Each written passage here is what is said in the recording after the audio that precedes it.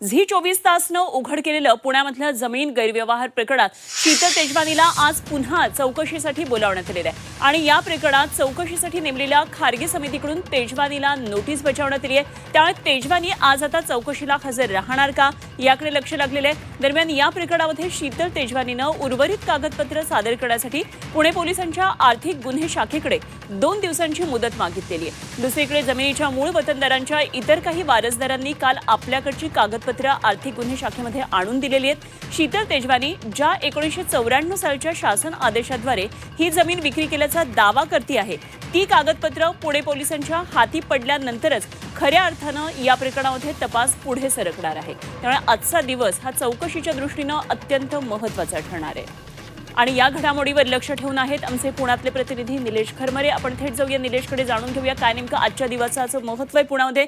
निलेश, पुण्यातल्या जमीन गैरव्यवहार प्रकरणात आज शीतल तेजवानीची पुन्हा चौकशी होणार आहे, तिला बोलावण्यात आलंय महत्त्वाची कागदपत्र घेऊन। या आधी सुद्धा ती आली होती। आजचा दिवस या दृष्टीनं नेमकं कसा पुढे जाणार आहे? अनुपमा, आज या प्रकरणामध्ये 3 महत्त्वाच्या गोष्टी घडणार आहेत। पहिली गोष्ट म्हणजे विकास खारगे जी समिती आहे त्या समितीतले 5 सदस्य जे आहेत त्यांनी शीतल तेजवानींचं म्हणणं मांडण्यासाठी दुसऱ्यांदा तिला नोटीस बजावलेली आहे।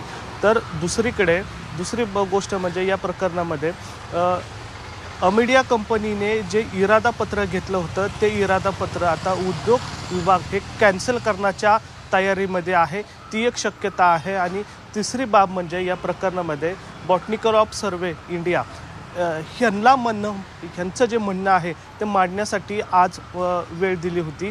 ते सुद्धा या प्रकरणावर आपलं भाष्य करू शकतात किंवा आपला अहवाल देऊ शकतात। त्यामुळे आजच्या दिवसामध्ये ह्या 3 गोष्टी फार महत्त्वाच्या असणार आहे। मात्र या सगळ्या प्रकरणामध्ये जर बघितलं तर शीतल तेजवानी वेळ काढू प्रयत्न करत आहेत। आज आर्थिक गुन्हे शाखेने त्यांना आपल्या जे राहिलेली डॉक्युमेंट्स आहेत ते घेऊन सुद्धा बोलवलेलं आहे। मात्र त्या उपस्थित राहणार का नाही याच्याबाबत प्रश्नचिन्ह उपस्थित झालेलं आहे, कारण आज खारगे समितीने त्यांचं म्हणणं मांडण्यासाठी त्यांना दुसऱ्यांदा नोटीस बजावलेलं आहे। त्यामुळं त्यांच्या समितीसमोर जाणं हे शीतल तेजवानींसाठी महत्त्वाची गोष्ट असणार आहे, कारण त्यांना तिथं हजर राहणं महत्त्वाचं असणार आहे। कारण या प्रकरणामध्ये समितीने दुसऱ्यांदा त्यांना नोटीस बजावलेली आहे।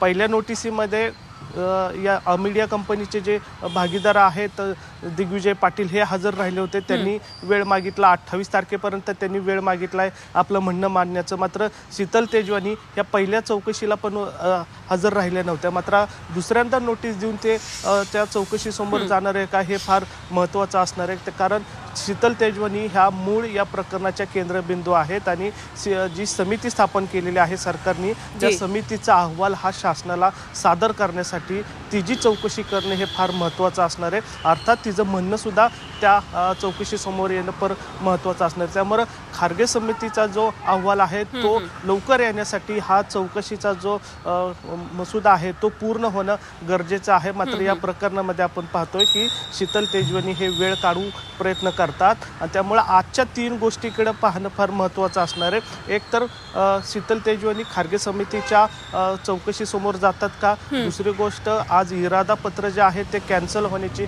शक्यता आहे, आणि तिसरी गोष्ट बॉटनिकल ऑफ सर्वे हे आपलं म्हणणं मांडणार आहे।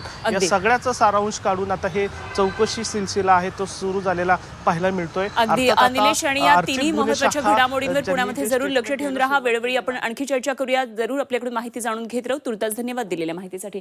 निलेश खरमरे आमचे प्रतिनिधी पुण्यामधून आपल्या बरोबर होते।